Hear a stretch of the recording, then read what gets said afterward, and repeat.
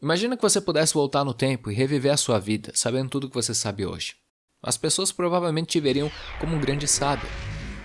Robertinho, o que você tá fazendo? Eu estou usando os adesivos do meu caderno. Mas Robertinho, você não pode fazer isso. Você tem que guardar para depois. Depois? Que depois, Maria Joaquina? O depois não existe. Se você não quer viver uma vida de arrependimentos, usa teus adesivos, mulher. Use agora. Para todos que estão nessa sala, mais um conselho. Nunca duvidem de si. Crescer é assustador. O mundo definitivamente não é justo. Mas pode confiar em mim. Se cobrar demais, não é a resposta. Porque o tempo passa depressa e você é muito mais que uma nota. Então aproveita a sua infância, abraça os seus amigos e jamais tema o amanhã. Porque acredite, se você for gentil com os outros, mas principalmente consigo, o seu futuro vai ser brilhante. Exceto o do Cleiton. Conheço a sua família. Você vai cair no bueiro em 2012 e nunca vão achar seu corpo. Ana Júlia também. Eu vou morrer? Não, pior. Você vai se formar em letras na Unip. Mas pro resto de nós, o futuro é uma caixinha de bombons. É interessante porque a gente sempre tem alguma consideração sobre o passado. Seja algo que você podia mudar, ou então alguma coisa que você se arrepende muito de ter feito. Como, por exemplo, ter nascido, em retrospecto, uma ideia não muito inteligente. Imagina ter continuado lá, dentro da placenta. Zero preocupações, zero contas para pagar, apenas chute e gloob. Enfim, quanto mais uma coisa está no passado, mais fica fácil opinar sobre ela. Você olha para trás e aí de repente você sabe que numa determinada situação você podia ter dito outra coisa, ou então se cobrado menos, ou então se arriscado mais.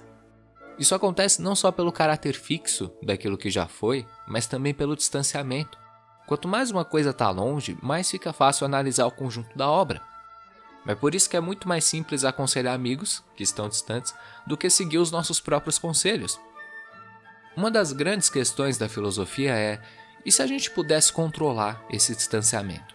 Será que é possível observar nossa vida de um jeito mais imparcial e assim, quem sabe, agir com menos impulso e mais sabedoria? Sócrates acreditava que sim, porque veja bem, se sua mente é esperta o suficiente para interpretar o passado ou aconselhar amigos, o que impede que essa mesma mente faça isso com a sua vida agora, no presente? Para os gregos, o segredo era um só: autoconhecimento. Conhece-te a ti mesmo e conhecerás o universo e os deuses. Esse talvez seja um dos conselhos mais antigos da filosofia. O que é meio irônico, porque se conhecer é como explicar para sua namorada que o pai dela apalpou a sua bunda. Você sabe que é importante, mas você não faz ideia de por onde começar.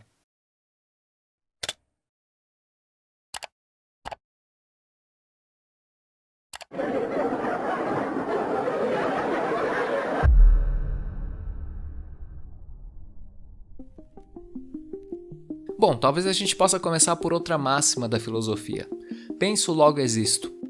Quando René Descartes propôs essa frase, ele não estava só querendo aparecer num print do Pensador.com, apesar desse ser um bônus interessante. Descartes estava tentando propor uma base para a filosofia moderna, uma afirmativa tão verdadeira que nem mesmo o mais sábio dos intelectuais seria capaz de refutar. Sinto muito, monarque. A base dessa afirmativa é muito simples. O eu é um subproduto da reflexão. Uma cadeira não pensa, logo ela não sabe que existe. Um ser humano pensa, logo ele sabe que existe e chora escondido no chuveiro. Ou seja, se você quer conhecer o eu, você precisa conhecer a plataforma onde o eu existe, o pensamento. Como o pensamento funciona? Parece uma pergunta simples, mas como tudo na filosofia, não é. Para demonstrar isso, Jean-Paul Sartre, grande filósofo existencialista, propõe o conceito de transcendência. Por exemplo, digamos que você vá até a padaria comprar presunto e no caminho você dá de cara com aquele seu amigo que você não vê desde o fundamental. Só que detalhe, esse seu amigo está completamente sem roupa, em cima da viatura policial, gritando as seguintes palavras: "Acordem suas ovelhas, o mundo acabou em 2012, nós estamos no inferno, Silvio Santos é o anticristo." Nesse momento você diz: "Carai, o Juninho transcendeu." Por que você diz isso? Porque ali, naquele momento, Juninho está além da sua compreensão. Sartre sugere que a gente estenda esse conceito. Não é só Juninho que transcende, e sim toda a realidade, incluindo a viatura, os policiais e até mesmo Silvio Santos, o anticristo. Para ilustrar isso, Sartre pede para a gente observar qualquer coisa. Por exemplo, essa maçã. Perceba que é possível olhar esse objeto de cima, de baixo, de um lado, de outro, mas não importa o que você faça, você nunca tem uma visão completa. Ainda que você cerque essa maçã por câmeras, ainda vai ter um número infinito de representações que você não tem acesso. Os átomos, as moléculas, as radiações que a maçã emite. Isso sem contar o fator tempo. Se eu mordo essa maçã, ela começa a se deteriorar. Nesse momento fica muito claro que a maçã desse minuto já não é a mesma do minuto seguinte. E na verdade isso vale para qualquer objeto, é só que a gente não percebe. O universo está num estado constante de mudança, também conhecido como entropia. Por essas e outras, Sartre diz que todo objeto transcende, isto é, todo objeto está além da nossa compreensão. Agora, perceba como isso é especialmente válido para pessoas. Se nossa mente não consegue acessar a realidade completa de uma maçã, o que dizer de um ser humano? Toda vez que a gente olha para alguém, essa pessoa tem uma história, sentimentos, opiniões. Só que é impossível acessar tudo isso, então nossa consciência faz uma simplificação. Aos nossos olhos, toda pessoa é objetificada. A gente nunca tem acesso a alguém por completo. Nesse momento, Sartre coloca a mão no seu ombro e assopra no seu ouvido. A maçã é transcendente. Juninho é transcendente. Sabe quem mais é transcendente? Você. Como assim, Sartre? Eu, transcendente? Eu nem tenho roupa pra isso. Bom, na verdade, colocando em termos filosóficos, o ego é transcendente. Você pode ler mais nos meus livros, eu passei a vida escrevendo sobre isso. E você interrompe. Não. Eu vim pro YouTube porque eu quero que alguém faça um resumo grosseiro, de preferência de um jeito bem raso, que distorça toda a seriedade da sua obra.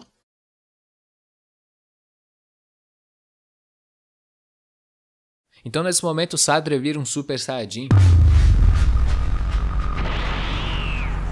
E ele diz: A consciência é como um Kamehameha. Só que ele pensa na analogia melhor, então ele vira o Scott do X-Men e diz: a consciência é como um raio do Scott do X-Men.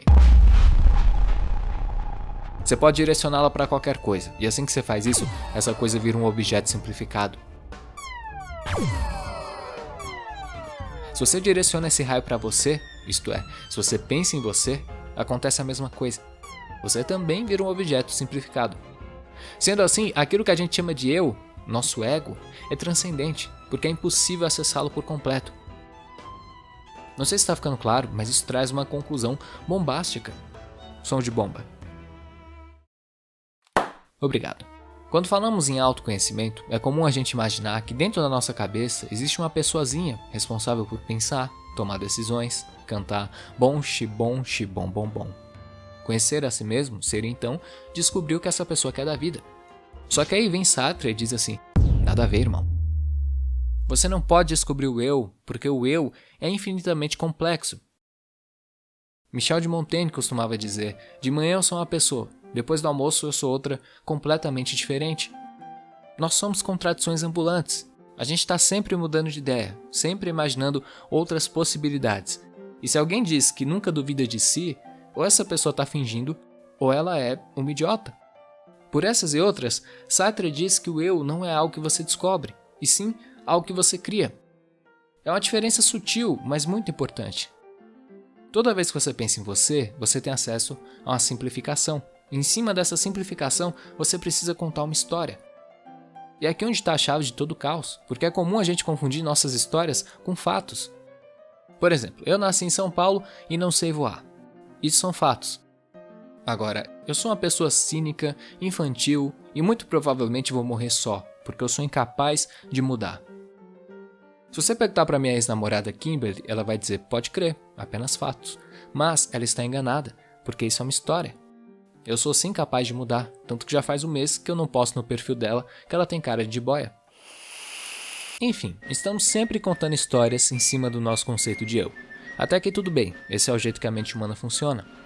Agora, não sei se você já percebeu, mas é comum nossas histórias não serem muito gentis. A gente está sempre se cobrando, se criticando, fazendo comparações injustas. Esse é um traço especialmente aparente na nossa geração. Para onde você olha tem alguém com menos de 25 anos duvidando do próprio valor. Isso levanta a questão, por quê? Se o eu é uma história que a gente conta, de onde vem tanta insegurança e autodesprezo?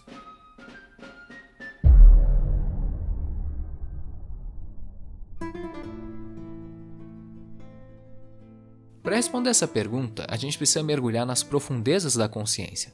Bem lá no fundo, depois das lembranças, dos medos, daquele sonho estranho com o padre Marcelo Rossi. Depois de tudo isso existe uma caverna, e dentro dela mora uma voz. Essa voz não é necessariamente você, mas ela dá pitaco em tudo que você faz. Heidegger, outro filósofo existencialista, que infelizmente era um nazista safado, chamava essa entidade de Das Man, que numa tradução livre significa ele. A formação do ele começa logo na infância. Seus pais viram para você e dizem: quer ser alguém na vida? Então estude. Quem é esse alguém? Não sou eu, não é você, mas não importa, todo mundo quer ser como ele. E ao longo da nossa existência, essa entidade vai ganhando novos contornos, de acordo com o que o mundo espera da gente. Para ser alguém na vida, você precisa se dedicar, passar no vestibular, ter uma casa própria. Qualquer coisa que fuja desse enredo é visto como uma espécie de fracasso. Só que não para por aí. O Das Man não define só o que é sucesso, ele define todo o nosso comportamento. O que é amar? O que é ser um bom filho? O que é ser mulher? Durante toda a nossa vida, somos apresentados a esses papéis. E a regra é simples. Se você quer ser respeitado por eles, você precisa agir de acordo com o que eles esperam. Eles quem? Pois é, ninguém sabe. O Das Man é uma entidade fantasma que varia de acordo com muitos fatores. Família, cultura, contexto social. Num ambiente saudável, isso pode até oferecer uma direção para a vida. Afinal, somos uma espécie social. Podemos até afirmar que sem eles, a vida perde o sentido. Agora, num cenário tóxico, cheio de regras injustas e expectativas irreais, isso pode se tornar um pesadelo. Por exemplo, uma pessoa que cresceu num ambiente conturbado dificilmente vai ter uma visão saudável de si, ainda que por fora seja a pessoa mais serena e doce desse mundo. Se ela cresceu sendo ignorada, xingada ou sendo cobrada excessivamente, é muito provável que a voz interna dela seja extremamente hostil, porque não importa o que ela faça, ela nunca será boa o suficiente para eles. Heidegger vai além. Ele argumenta que você nem precisa ter tido uma infância difícil. Para sua voz interna ser hostil, basta existir numa cultura doente. E tcharam, esse é o caso da nossa. É engraçado dizer isso, soa quase como ingratidão. Se você está assistindo esse vídeo, é porque você ganhou na loteria cósmica. Você tem um teto sobre a sua cabeça, internet, morrer de fome provavelmente não é uma preocupação. E ainda assim, sejamos honestos, volta e meia a gente se sente miserável. Por quê? É difícil apontar uma única razão, mas uma delas provavelmente tem a ver com: eu me sinto um pedaço de merda. E o problema é que isso é um projeto, porque pessoas insatisfeitas consomem mais.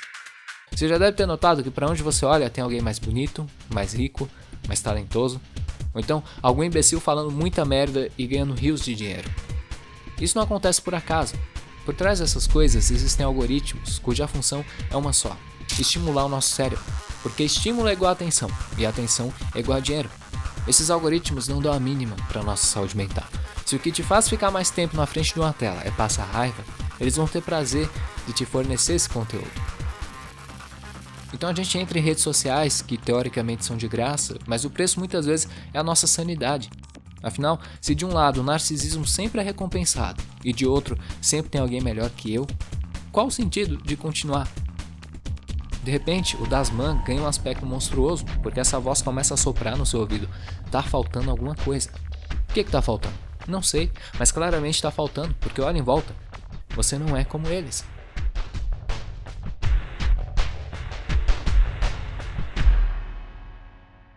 É difícil ilustrar esse conceito. Eu tô falando do Das Man como se fosse uma voz, e é de certa forma, mas isso está tão enraizado na nossa consciência que às vezes é como se fosse um instinto. Fica mais fácil visualizar se a gente simplificar a realidade ao máximo. Por exemplo, uma fileira de símbolos. Observe que na horizontal você vê uma letra, mas na vertical você vê um número. Observe também que é como se isso acontecesse fora do seu controle, quase como se existisse uma chave no seu cérebro que muda a sua percepção de acordo com o contexto. Se a gente tira o contexto, aí sim, a escolha passa a ser sua. Você pode enxergar um B ou um 13. Você também pode fazer um esforço consciente para enxergar um número aqui. Mas é difícil, porque culturalmente você foi ensinado a fazer outra coisa. O Dasman é isso, não se resume à necessidade de agradar aos outros. Ele é a voz da cultura e da intuição. Às vezes dá pra ouvir essa voz falando como uma coisa separada, mas na maior parte do tempo, não. Ela é tão rápida e intuitiva que é quase como se fosse você. E é aqui onde mora o perigo, porque, como diria o Rouba Brisa, aquele que não se conhece será comandado. Viver sob a influência do Dasman é como estar num relacionamento tóxico com a sua própria mente. Você está sempre procurando alguma coisa, sempre se sentindo inadequado, quando na verdade essa cobrança é um reflexo do mundo à sua volta. Conhece-te a ti mesmo. Se conhecer é entender que o ser humano foi condenado ao coletivo e o coletivo nos deve respostas. De onde vêm suas ansiedades? Quando você pensa em você e se cobra, se diminui, diz para si mesmo que inferno, eu podia ser muito mais do que eu sou. Essa impaciência, esse tom quase cruel, isso é realmente você? Ou foi o jeito que te ensinaram a pensar?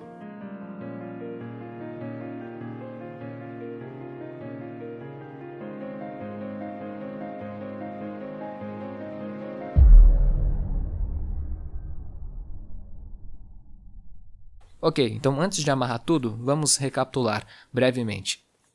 Com Descartes, aprendemos que o eu só existe no pensamento. Com Sartre, aprendemos como funciona esse pensamento.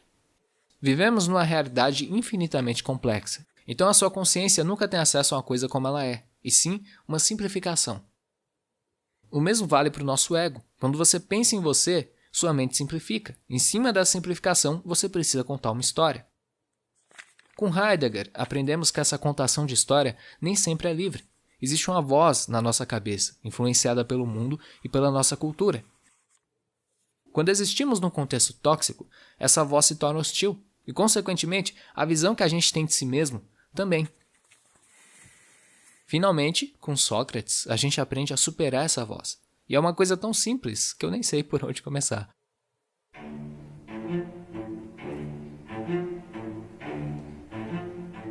Sócrates era o filósofo da conversa. Andava pelas ruas de Atenas abordando as pessoas e perguntando por que elas pensavam o que elas pensavam. Nunca escreveu textos, nem livros. Para ele, filosofia se resumia ao simples ato de ouvir e questionar. Em muitos sentidos, a busca de Sócrates pela verdade reflete o nosso embate interno contra o Dasman e a voz do senso comum. Porque veja bem, quando você começa a fazer perguntas, você percebe que boa parte das pessoas não consegue explicar racionalmente porque elas acreditam no que acreditam. De um ponto de vista científico, existe uma razão para isso. Como diria Dobzhansky, nada na biologia faz sentido, exceto a luz da evolução. O ser humano é, antes de qualquer coisa, um animal brilhante, mas ainda assim limitado pela sua condição física. É claro que nossa mente trabalha com simplificações, seria impossível processar a realidade de outra forma. Uma única maçã tem mais de 1 octilhão de átomos. Isso é 1 seguido de 27 zeros. Parece até a minha nota na FUVEST. Enfim, por uma questão de sobrevivência, nosso cérebro está sempre simplificando coisas. Quando você soma isso à natureza social da nossa espécie, começa a bagunça. Primeiro porque nunca estivemos expostos a tantos conceitos quanto agora. A quantidade de informação que a gente consome por dia é absurda. Então, por padrão, nossa mente já vive no estado de sobrecarga. Daí você soma isso a uma rotina corrida, pautada pela competitividade e o medo constante de não ser suficiente. Perceba que não sobra muito tempo para fazer aquilo que Sócrates fazia: questionar o mundo e as nossas certezas. Isso resume todo o dilema do autoconhecimento. Só porque uma voz na sua cabeça fala uma coisa, não significa que seja verdade. Você não é essa voz. E para perceber isso, é muito simples. Basta reparar que quando ela fala, tem alguém ouvindo. Quem está ouvindo? Da próxima vez que você se vê perdido num sentimento, raiva, ciúmes, a sensação que você é um fracasso, experimenta dar um passo para trás e se observar. Assim, como se fosse um fantasma circulando a si mesmo. E aí você puxa um banquinho e se questiona: por quê? Por que eu estou sentindo o que eu estou sentindo? Você vai notar que no mesmo instante a voz vai surgir cuspindo fogo, porque ela não gosta de ser questionada. Mas aí você insiste, imagina Sócrates do seu lado e enche essa voz de perguntas. Pede para ela explicar de onde vem tanta certeza sobre a vida. Se ela resistir e começar a gritar, espernear, você sabe. Você sabe, você sabe, você sabe. Você diz, essa é a questão.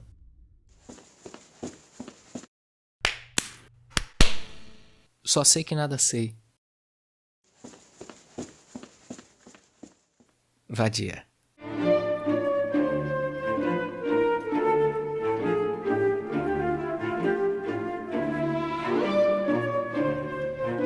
Olá, pessoal amável da internet, agora sou eu, Thiago, sem roteiro, sem firulas, apenas cansaço, porque, meu Deus, esse vídeo deu muito trabalho. Eu vou gravar essa parte com outro microfone, espero que o áudio não fique muito estranho. É que o meu microfone principal tá igual a minha esperança com o Brasil. Morreu. O vídeo mesmo acabou. Eu sei que essa é a hora que todo mundo fecha a página e vai fazer coisas mais interessantes. Mas por favor, não vá ainda, porque eu tenho um recado muito radical. Som de recado radical. Obrigado. Na verdade, eu queria dizer 3 coisas.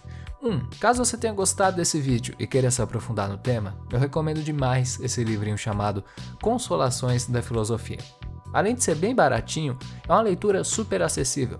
O autor pega as principais ideias de Sócrates, Schopenhauer, Nietzsche e ensina como a gente pode aplicar isso na nossa vida.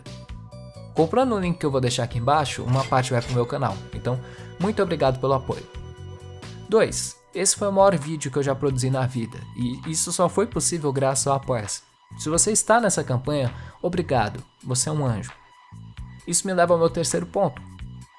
Esse vídeo foi uma tentativa de resumir os 5 melhores livros que eu já li sobre autoconhecimento. Obviamente, não deu para incluir tudo, ficou faltando muita coisa interessante. Então, nos próximos dias, eu pretendo expandir as ideias que eu abordei aqui lá na minha página do Apoia-se, com textos, podcasts, talvez role até uma livezinha. Não vou prometer porque eu sou tímido, mas eu estou ensaiando, quem sabe. Se você tiver interesse, com 3 reaisinhos você pode acessar todo esse conteúdo extra e ainda apoiar o meu trabalho diretamente, o que é maravilhoso, que quando você me apoia, você apoia a Luna, e quem não gostaria de apoiar esse anjinho de patas? Eu peço essa ajuda porque o YouTube não me paga quase nada, e inclusive há uma possibilidade real desse vídeo ser desmonetizado, e só de pensar nela me dá vontade de lacrimejar, porque eu passei 2 meses trabalhando nisso. Então, toda ajuda é muito bem-vinda. De 3 em 3 reaisinhos eu consigo continuar fazendo o que eu faço. Muito obrigado. Para saber mais, é só clicar aqui na tela.